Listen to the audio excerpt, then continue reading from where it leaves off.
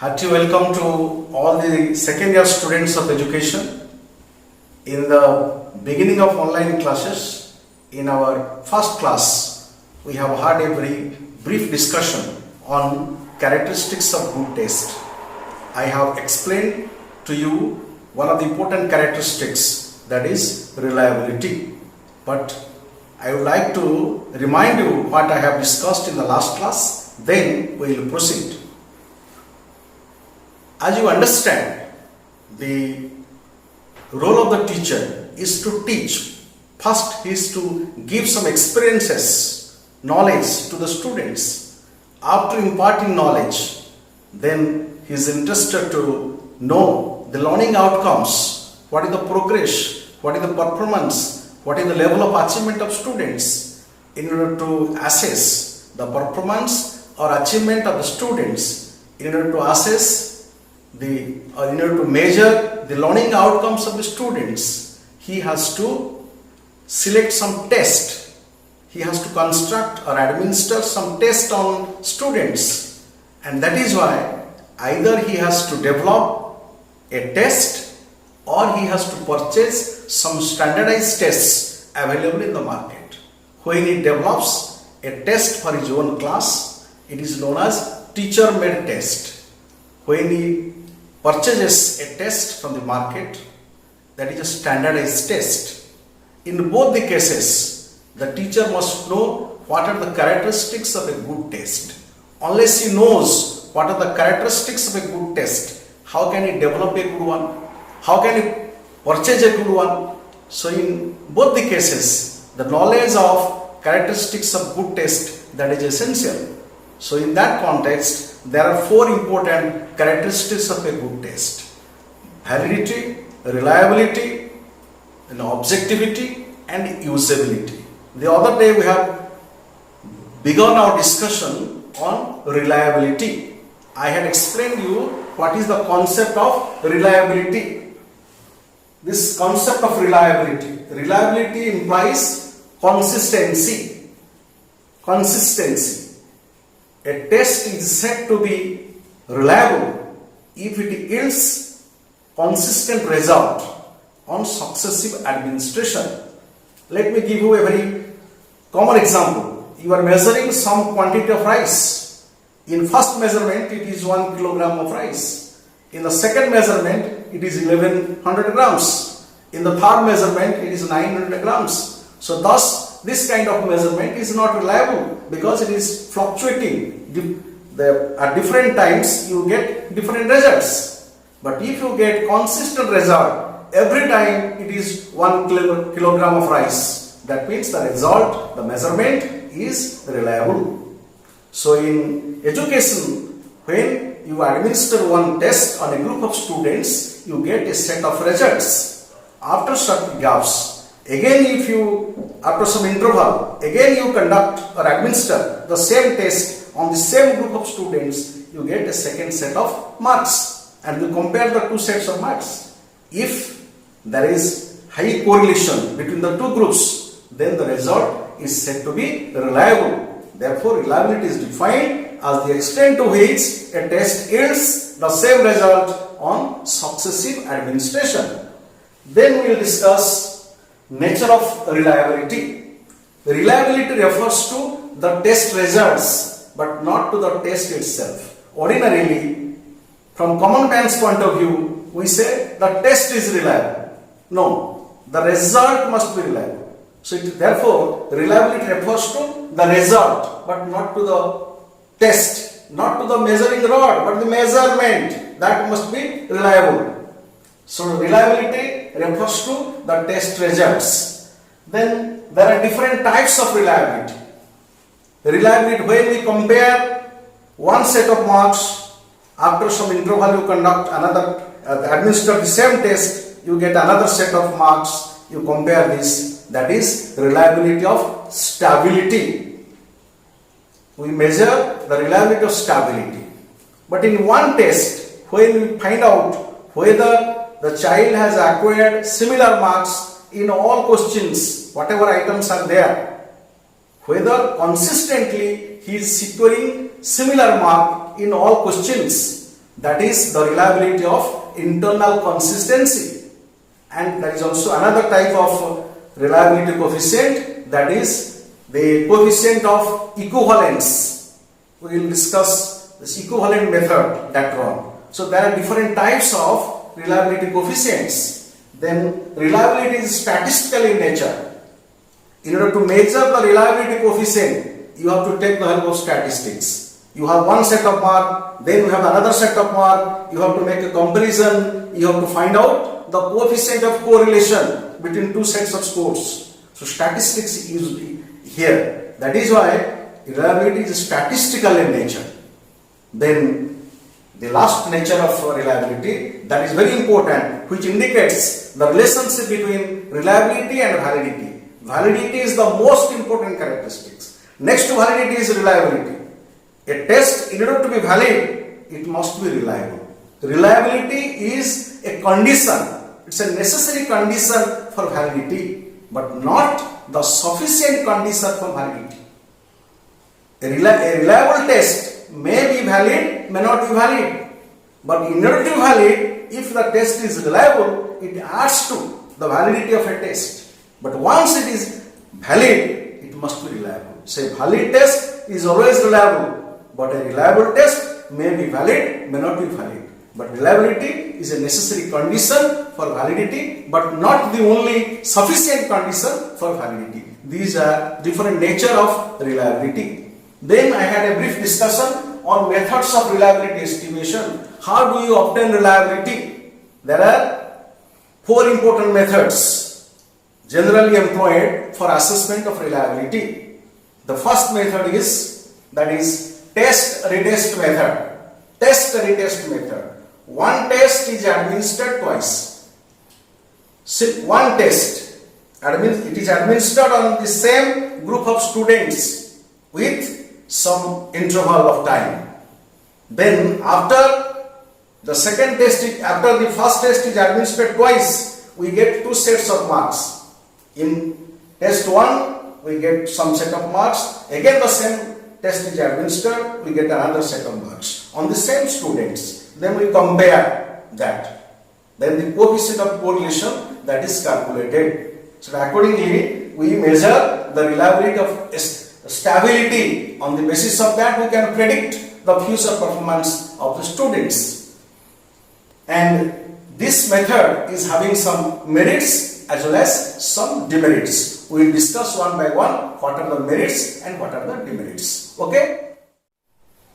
So far as the merits of test-retest method are concerned, this is the simple method, test-retest. One test is prepared, it is administered twice. It is very simple, that is why obviously it is used always for estimation of reliability coefficient.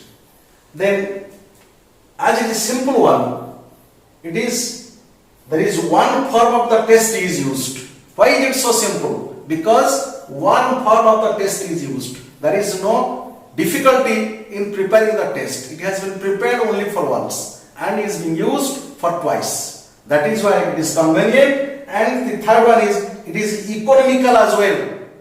Because you are not preparing test twice. You are not publishing it. So it is therefore economical in terms of money. It is economical in terms of time, energy. You are saving time, energy, money, and only one test is administered twice. That is why it is economical. And this method is very useful when the trait being measured is expected to be stable.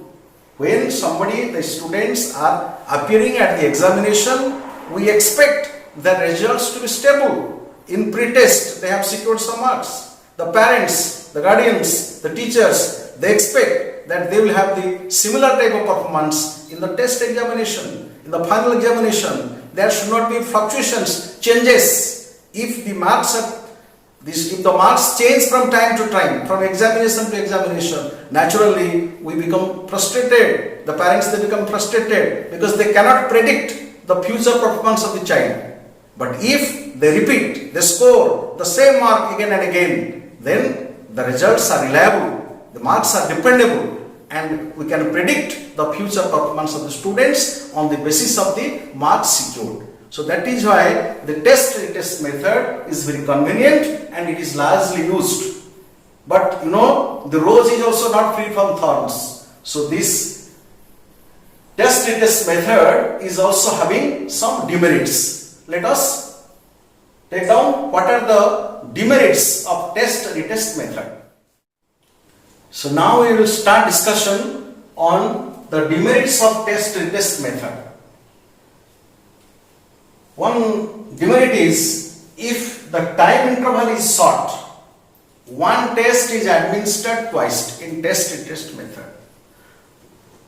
One test is over, then you go for the next test. The same test is to be administered, but a time gap has to be given. The time interval has to be given.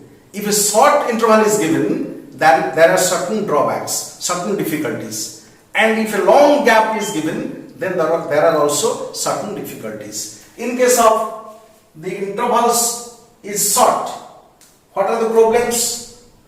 The students just after one examination, they appear at the second examination with some short interval. So they might have remembered the questions.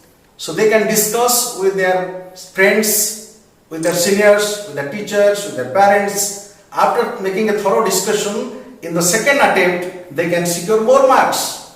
So this is how the reliability coefficient that will be inflated, that will be affected. So because the students, they can remember the questions. Supposing some more questions are objective in nature. So they can remember the questions, discuss the answer. Again in the second examination, they can reproduce those things in the examination and thereby they can secure more mark than the first test.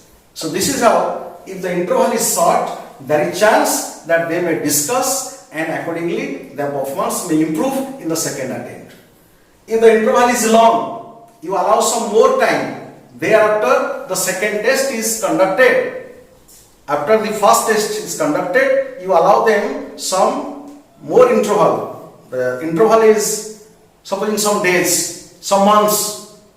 Then what will happen? During that time, the students can practice more, they can read more, they can gather more information, they can gather more knowledge, and in the second attempt they will fetch more marks. And even there is also another aspect, that during, supposing you allow some 2-3 months, during that time what will happen? There will be more development, they can attain more mental maturity. Because of maturation, because of more mental development, they can grasp more things, they can reproduce more things in the second attempt. So this is how, if you allow them more time, they can have more preparation, and due to more preparation, they can secure more marks. So this is how, if you allow them more time, there is difficulty. If you allow them less time, that is also difficulty. And the third aspect is also equally important. In test-retest, the same test is conducted twice with some interval of time. When you are appearing at the same test twice, same question, you are appearing twice, there are certain conditions which may affect your second performance. You may not be so much of motivated to appear at the second test. Mental fatigue, boredom, you may be exhausted, you may be bored to appear at the second examination.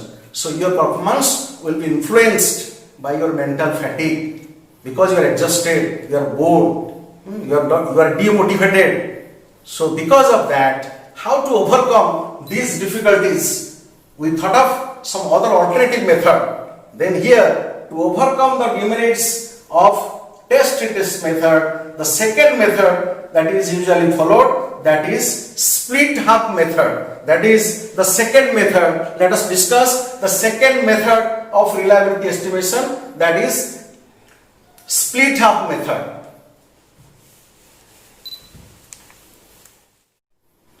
So the second method of reliability estimation is split half method. In the former method, that is test-retest method, the one test was administered twice after some interval. So there are certain drawbacks we noticed. If you allow more time, there are problems. If you allow less time, there is also problem. So to overcome these difficulties, the split half method is followed. Split half, as we find, the test is splitted into two halves. Once the test is conducted, one test, and here the test is splitted into two halves. So usually we divide the test on the basis of odd number and even number. On the basis of odd and even, we can split that entire test into two halves, and here we get the marks the child has secured against the odd numbers, and here the marks against the even numbers. We get two sets of marks. We compare the two, and the reliability coefficient is calculated between the two sets of scores. But here the reliability that we obtain by comparing those two sets of scores on the basis of odd number and even number, that is not the reliability coefficient of the whole test. Here we are getting the reliability coefficient of half the test. That is why there is need for obtaining the reliability coefficient of the entire test.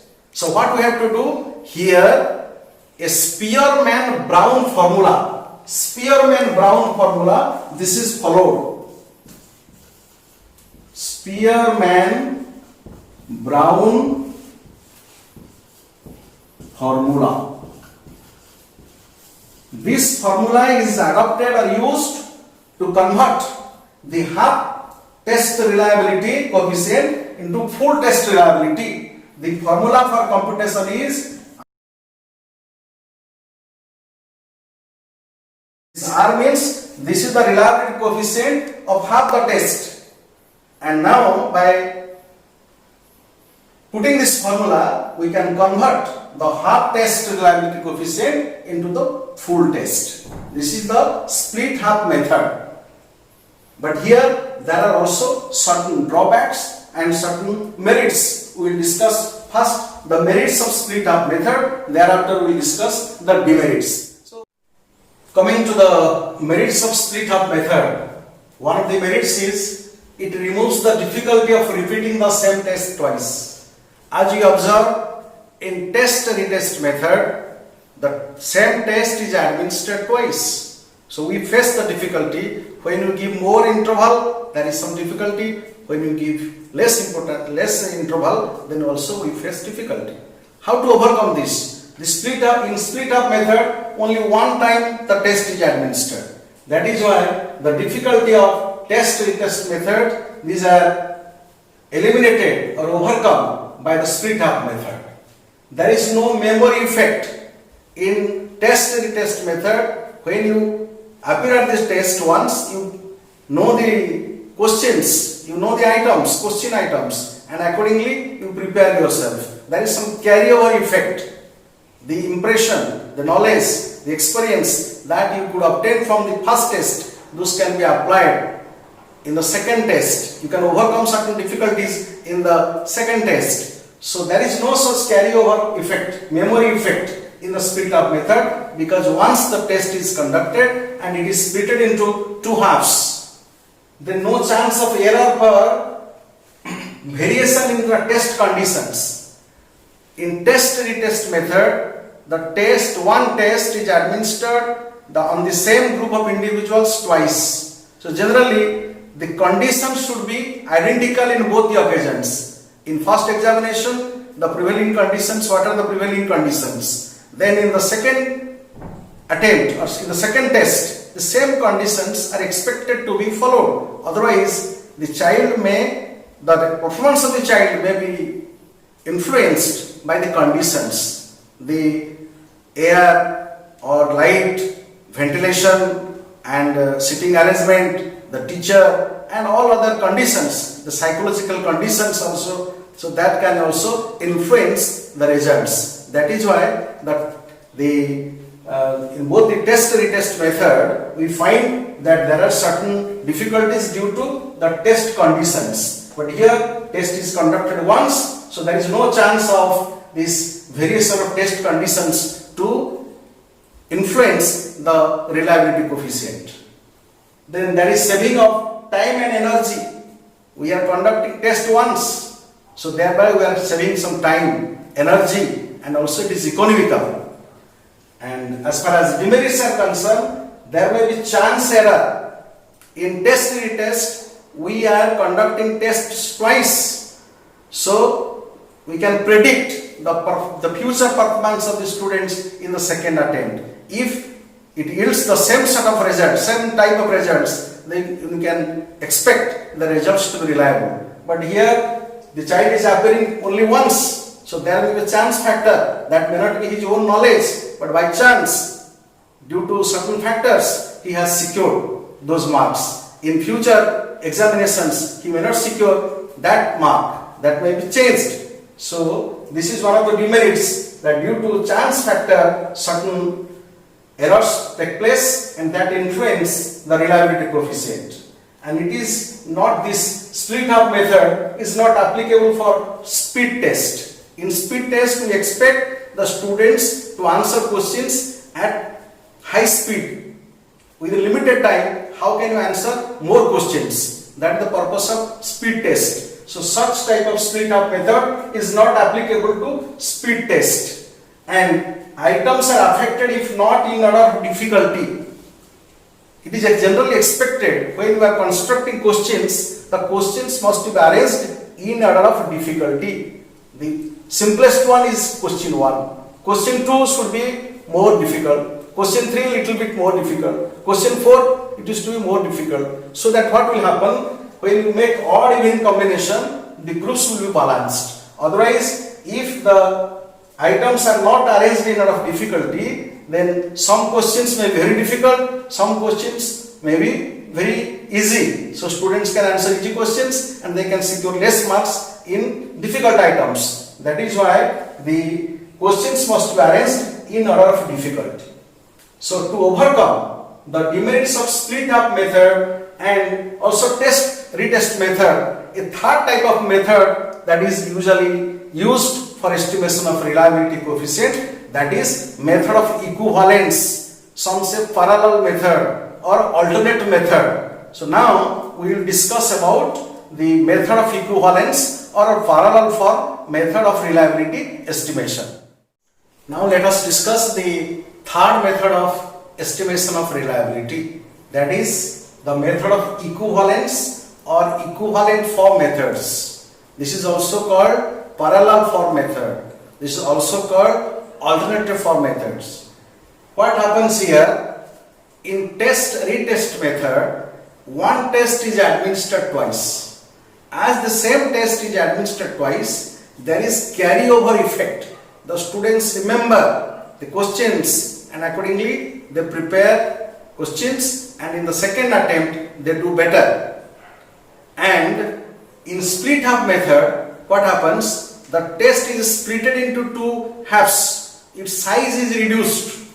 If the size of a test is reduced, then what happens? The reliability is affected. Larger the test, greater is its reliability. Lesser the length, the lesser is its reliability. So that is why in test-retest method we observe certain drawbacks. In split up method also we observe certain demerits or drawbacks. So to overcome that, this method of equivalence, equivalent form methods, that is adopted. Here two tests are used, but not like test-retest method. The same test is not used twice. Here two tests, they are equivalent. Test A and test B, they are equivalent but not equal and same. They are equivalent. Why they are called equivalent? Because here the number is same number of questions in both the tests, and the form of questions, they are interchangeable. One question or item of this test can be transferred to this one and vice versa. They are interchangeable and the difficulty value of the questions are equal. So they can be interchangeably used, and they have close mean and standard deviation, and they are administration and scoring procedure same. Test A and test B, they require the same administration and scoring procedure. They are not same test, but they are equivalent. They are interchangeably items can be used. The number are same, difficulty value same, close, mean and standard deviation. But to prepare such type of test, it requires expertise of the teachers. Ordinary teachers cannot prepare such equivalent tests. Understand? So here what happens, the problems of test-retest methods are overcome because the same test is not used twice. That is why the carryover effect is eliminated. The test is not here split into two halves. The size is not affected. But what happens here, two equivalent type of tests are administered in quick succession. Test A is over, then in quick succession thereafter test B is administered. And here we get two sets of scores, test 1 score and test 2 scores. These two scores are correlated, thereby we get reliability coefficient of equivalence. This is called reliability coefficient of equivalence. In test-retest method we get reliability coefficient of stability. In split half method we get reliability coefficient of internal consistency, and here this is reliability coefficient of equivalence. And also in this method there are certain demerits as well as merits. So let us first discuss what are the merits of this equivalent form of method, parallel form method or alternate form method. The merits will be discussed now. So now you come to the merits of equivalent form methods. The first merit is no practice effect. In test-retest method, the same test is administered a group of students twice with some interval, either some long interval or some short interval, but twice the test is conducted. So after one test is over, the students can remember the questions, they can discuss among themselves, they can discuss with parents, teachers, guardians, and accordingly they can score or fetch higher marks in second chance, in second test. But here there is no such practice effect because two tests, although they are conducted, administered on the same group of students, but they are equivalent. They are not same. They are not exactly same. They are interchangeable, equivalent, but not same. That is why there is no such practice effect. These two tests appear to be separate and new for them, and in quick succession these two tests are administered, so it reduces the carryover memory effect, because when one test is administered twice, there is a memory effect. You remember certain questions of test A or the first test, and when the second test is administered with some gap, with some interval, you remember questions, you prepare yourself accordingly, and in the second test you may do better. So that is why these two important drawbacks of test-retest methods are overcome by this new method of equivalence. Then there is no problem of time interval. In test-retest method, if you allow short time, there is problem. If you allow more time, the interval is more, longer period of time, then there is also problem. In short time, student can discuss among themselves the different questions, their answer, they can reproduce those things in the second attempt and they can secure more mark. And if you allow them more time, with the passage of time, they can prepare themselves fully, and also there is some psychological change, there is effect of maturation. So that is why they may secure also more mark in the second test. So if you give more time, there is problem. If you give less time of interval, then there is also problem. But here the two tests, equivalent tests, are administered twice in quick succession. There is no interval. So the problem of interval is overcome through this method of equivalence. Then there is a measure of stability also can be measured. Measure of stability also can be measured when the time interval is maintained. In method of equivalence, the two tests, test 1 and test 2, which are equivalent, they are administered on the group of students in a quick succession. There is no interval. So the reliability coefficient which is obtained by correlating the two sets of scores from test 1 and test 2 are said to be the coefficient measure of equivalence. But if you conduct the second test, this equivalent test, after some gap, after some interval, then we can say the reliability coefficient that we obtain, that is also that intends to measure the measure of stability, because a time gap is maintained how in two different occasions with the passage of interval, with the passage of time, how you are getting two sets of marks and how they are correlated to each other. So that is the index of your measure of stability. So the method of equivalence, you can get the measure of equivalence, and with some interval you can also get the measure of stability. These are some merits, and it has also got equally some demerits. As I told you that it is very difficult to construct these two equivalent tests, because the items must be of same difficulty, the items should be interchangeable, the same type of questions must be there, they must cover the same content area, they must have same close, mean and standard deviation, the administration procedure and scoring in both the cases should be identical. That is why we face difficulty in constructing such type of equivalent form questions or tests. Then it also suffers from same criticisms as we observe in case of test-retest method. In test-retest method, the child is exposed to two tests. At a time he is appearing at two tests with some interval. So that is why his mental condition, how he is motivated, his mental condition, fatigue, boredom, that also affect.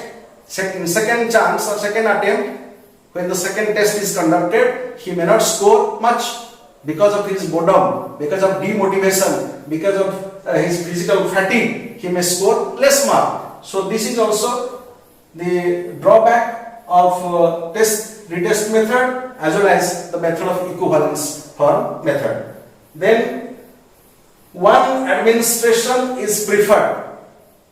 Always it is better to calculate the reliability coefficient from one administration. Students will come, they will appear at the examination and they will go. They will not be asked to sit for the second examination. When there is second examination, because of this time, because of second chance, second time it is administered, various factors influence the marks second time. That is why it is always advisable to have one test to be conducted and administered once, and through split up method, as we have already seen, that through split up method you can get two sets of marks and you can obtain the reliability coefficient of the half test. Then you convert it to the whole test by using the Spearman-Brown formula, that is split up method. But each method is having some merits as well as demerits. But the fourth one which I am going to discuss with you, that is Kuder-Richardson method. One Kuder, one other is Richardson. So let us discuss the Kuder-Richardson method of reliability estimation. The last method of reliability estimation is Kuder-Richardson method. Kuder-Richardson method, this intends to find out the reliability coefficient on single administration. Once the test will be administered, and we will find out the internal consistency of the items. And we have to follow two methods developed by Kuder and Richardson, which are popularly known as KR20 and KR21. KR20, this is a very cumbersome process. This involves cumbersome process. This is very much cumbersome and tedious too. That is why this is avoided. And KR21, this is usually followed. KR21, so through KR21, by using this formula developed by Kuder-Richardson, we can find out the reliability estimation, which seeks to find out the internal consistency of items. R is equal to K by K minus 1 whole 1 minus M whole into K minus M by K square. This is the KR21 formula. Here R means reliability coefficient of the test, K means the number of items in the test, A means the mean of the test scores, and S means standard deviation.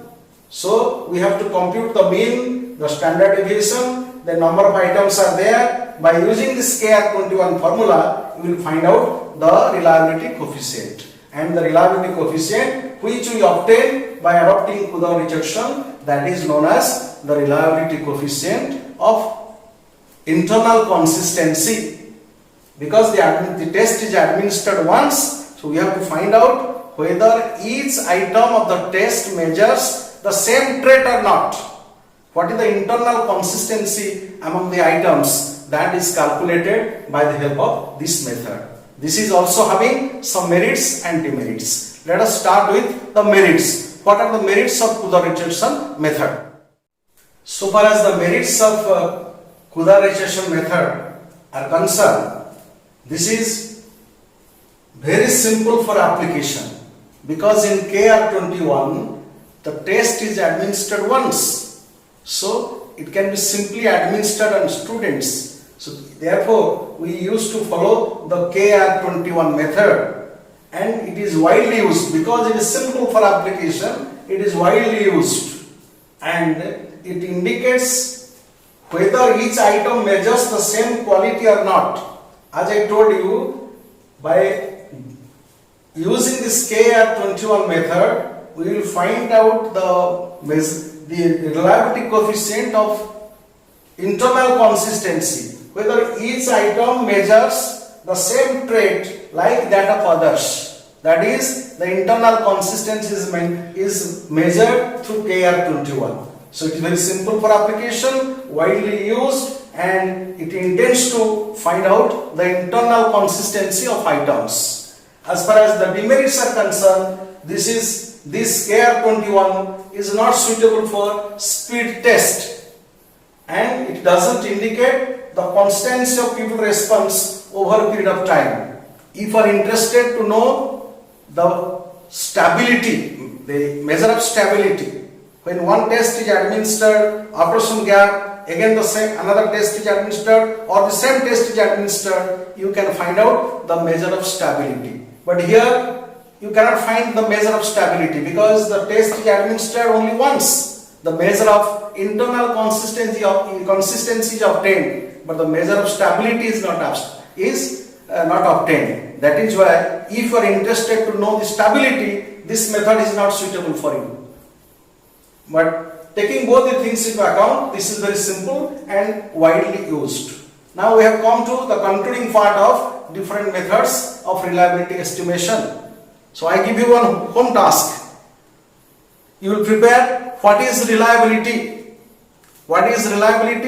and discuss the various methods of reliability estimation, or discuss the methods of reliability estimation with its relative merits and demerits.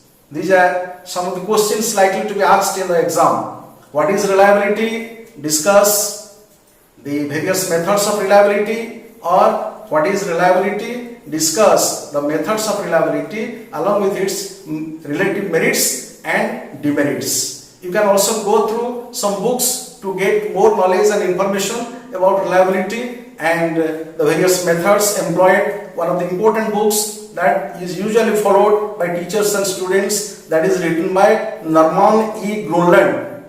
Then there are some other books in measurement. Various authorities have written. You should also know certain books written by Anne Anastasy, written by Freeman, Stanley and Hopkins. Various authors are there. Then Abel and Frisbee. Some good books are there. But if you follow Grunland book, all these things are very lucidly written. You can understand very well. You can go through these books, and if you find some problems, you can also discuss. You can in comment box, you can also give your own comments, and I am depending on your feedback. After I get some feedback from you, I will develop in my subsequent class. In the next class, we will develop the other important and vital characteristic of good test, that is your validity. In my next class, we will be discussing validity. Till then, goodbye.